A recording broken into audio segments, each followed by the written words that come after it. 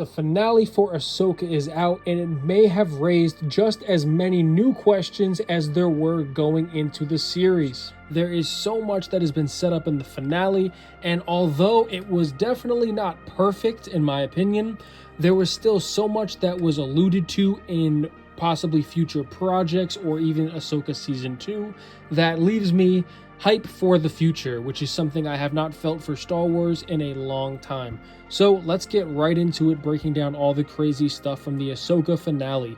Now, to start off, I will just address what will probably end up being one of the most controversial things about this episode, which is, of course, Sabine finally tapping into the Force and definitely using it to a very competent capacity, which a lot of people probably saw coming with all of the hints throughout the season. And honestly, I, like a lot of other people, were not a fan of this idea, not a fan of Sabine being a Force sensitive or using the Force in any capacity. And honestly, that's exactly how I felt when I watched the episode just a few hours ago. I was not a fan of it in the moment. I was kind of bummed out by it. I was like, okay, this feels like, and there are a lot of criticisms of Dave Filoni, and one of those criticisms is that he favors his own characters. He saved Ahsoka not once but twice. He empowers his own yada yada yada. You've heard all that stuff. And honestly, I really do like Filoni, but I was really feeling like, okay, he's really being a little extra, making Sabine now Force sensitive. But that was until I was reminded by someone in a YouTube chat, Sabine is a member of the Vizsla, the House Vizsla. She is a descendant of Tar Vizsla, the first and only recorded Mandalorian Jedi. So, obviously, the Force is not necessarily a genetic thing, but it's really not that far-fetched in Star Wars, especially considering we have, obviously we know how powerful Luke and Leia were, but of course they are the Chosen Ones kids. And although the sequels, you know what I think of them, but the reality is, Rey is the granddaughter of Palpatine, and she clearly had some Force abilities. So it's not too far-fetched to really imagine that Sabine, who all living beings have the Force, so Sabine already had the Force. She had a strong Force user in her family, so she probably had that latent ability, and she's had now to this point years of training. So that's why, putting that all together, I'm not upset at all that Sabine was able to use the Force in a moment of great importance where the stakes are at the height of where they could possibly be. She's about to die. Ezra's in his own fight of his own with the other undead Death Trooper.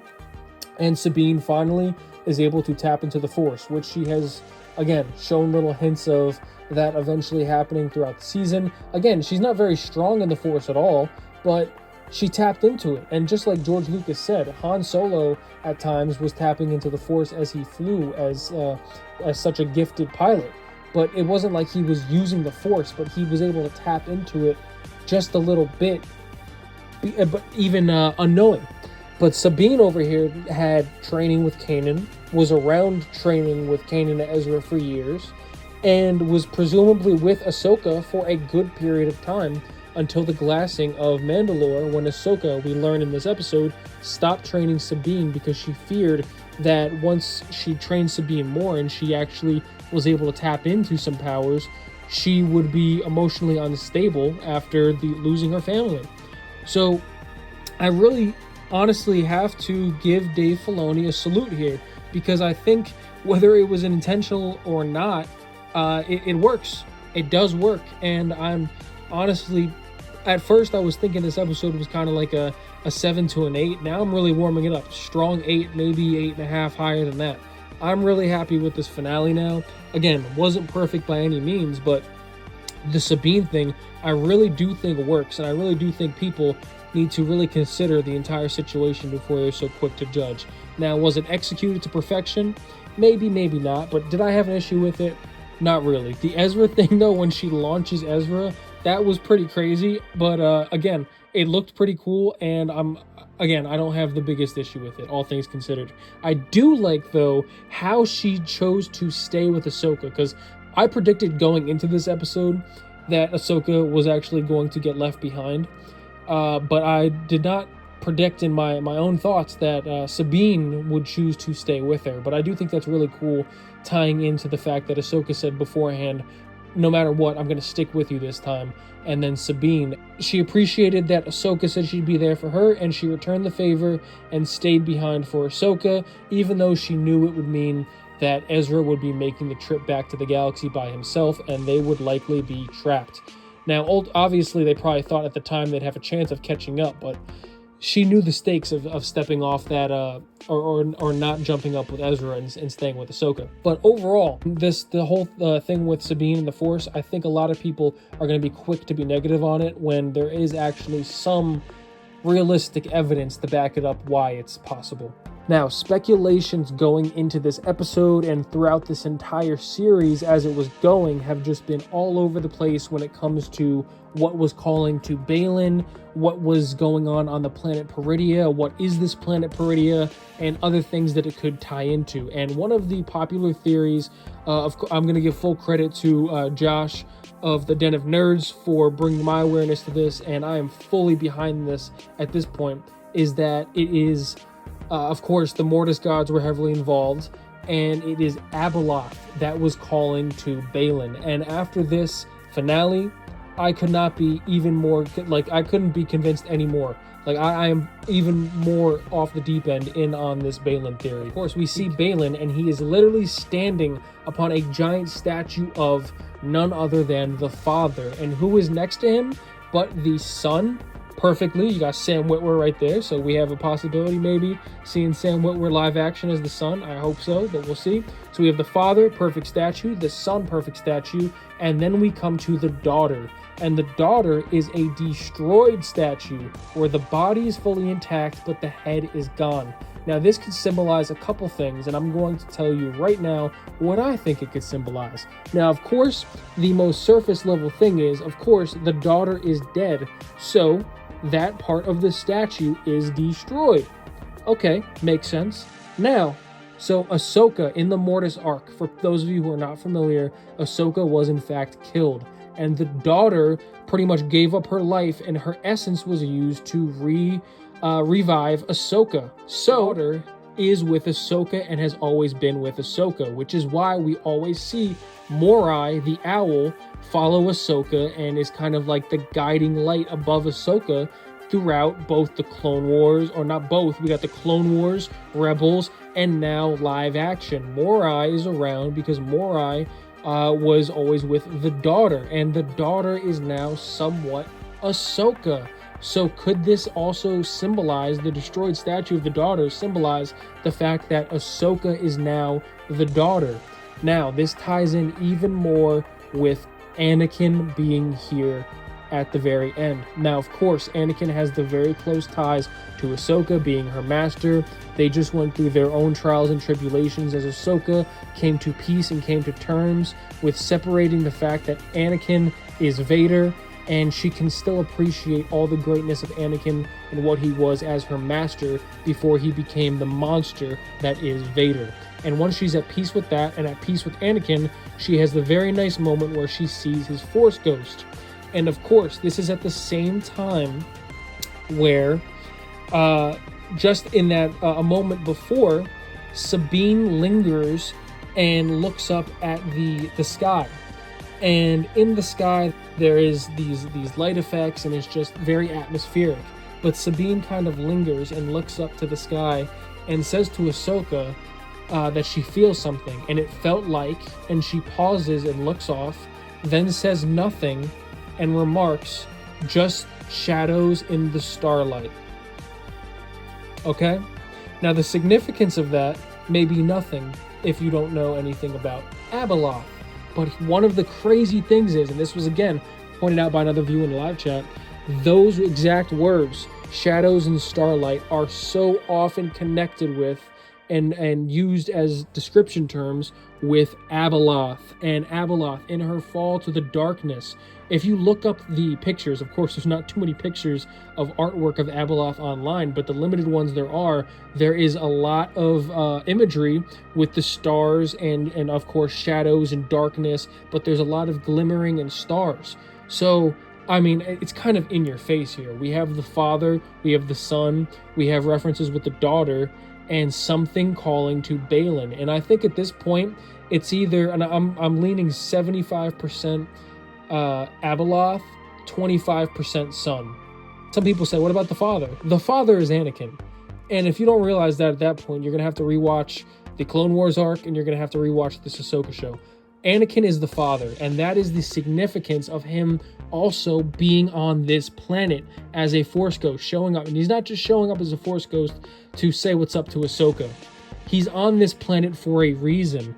He is the father, just like the actual father before him, like the statue we see, was telling him in the Clone Wars. He was saying, you are going to replace me one day, and you're going to take your place among us. They are the higher beings. Anakin is the chosen one. He is a higher being. He doesn't just go off into limbo, be Force Ghost chilling. He is the father, like the father told him in the Clone Wars. And this is all stuff that, of course, Dave Filoni did, but with the consent of George Lucas. George Lucas is the one to create all of this stuff. I'd be pretty down for the idea that George Lucas probably had some kind of say in what... I'm not, of course, not dictating a story, but I'm sure Dave Filoni probably consulted with George Lucas with some of the stuff he did in this series, introducing the father and the Mortis Gods and stuff like that, and what he probably plans to do going forwards with them. But Anakin being the father, he is literally the embodiment of the light and the dark, the balance. And that whole episode with Ahsoka just emboldened that even more, hammering in the point that that is exactly how Anakin views it. It is the good and the bad. But you have to be able to look at it objectively in the middle. Anakin is at peace with what happened. He's not still hung up over the fact of what he did with Vader, and he needed to get that through to Ahsoka. And Ahsoka, once she's able to understand that and separate the good and the bad, came out as Ahsoka the White from her experience with her master, Anakin, the Father. Which is why when they were showing up in the World Between Worlds, he wasn't a Force Ghost. He was the physical Anakin Skywalker. And even in their flashbacks, he was able to tap into Anakin Skywalker in a physical form. He wasn't showing up as a Force Ghost. That is because he is the Father. He has more power now than he ever could have before. And a lot of people were already calling this out. I'm not taking credit for any of these ideas. People were talking about this on Twitter after the episode aired. Anakin now has the power that he always was seeking with Palpatine. He has the power to save the ones he loves from dying, which is pretty much exactly what he did with Ahsoka in that whole arc on episode 5. But he didn't save Ahsoka from dying. He showed her she has the choice to save herself. And she went on to do what she did for the rest of this series. And I think it was overall a great series and a great step in the right direction for Star Wars.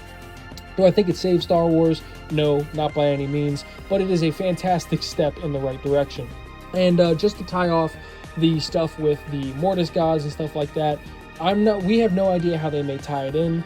Unfortunately, of course, Ray Stevenson passed. Rest in peace to him, because his appearances in this show, he absolutely stole the show every second he was on screen. Him and Ivana did a great job as Shin and Baylan. And I mean, it would have been awesome to see what is calling to Baylan, because we know this is obviously heavily involved with Mortis, and that thing shimmering in the distance. What is it? Is it just a temple, or is it something? I think it's clearly something calling or signaling to him, because it's blinking. And I don't think there'd be something blinking like that if it's just shimmering in the sunlight. That'd be something reflecting at an angle, not a constant shimmering blink. If that's like a pulsating signal. So it's honestly an ominous thought, and it makes me it's really excited just to think about this type of stuff. And although all roads lead to the sequels, we have a lot of time before we get there. And I didn't even touch on the fact that That Thrawn is, of course, back in the main galaxy, which I, of course, thought I did. Well, of course, I'm not saying of course, but I did think that Thrawn would have made it back to the main galaxy. And interestingly enough, he's heading straight to Dathomir, and he has a shitload of containers in his cargo, and we don't know what it is. I'm suspecting probably Night Brothers and Dead Night Sisters, but maybe a different kind from this planet, Peridia, because I don't think they're going to be one-to-one. Or maybe they may look like the 3 Night Sisters or Night Mothers that we have currently working alongside Thrawn. I'll probably make more videos talking about stuff from this episode more in depth, but I just wanted to go over the Mortis stuff, as well as Anakin's involvement with that and Sabine's force sensitivity. And a final thing on Sabine's force sensitivity, the planet itself, Peridia, could be something that amplifies not only magic abilities like we saw with the Night Mothers and Morgan Elsbeth and all that, etc., but maybe it amplifies force abilities like we saw. Ezra is so confident and using purely his force abilities, and he's clearly become more attuned to that over the years. So maybe Peridia was able to enhance Sabine's ability to access the force. But whatever makes people sleep better at night, to put it in their headcanon. Regardless, it is what it is. We got it now, and honestly, I'm not mad at it at all. So let me know what you guys think in the comments down below. I'd love to hear more about what other people thought about this episode, because I've seen a lot of mixed reactions so far. I've seen people very high on it, and I've seen people very low on it. So tell me, where are you? Likes, dislikes, anything is appreciated, and until next time, peace.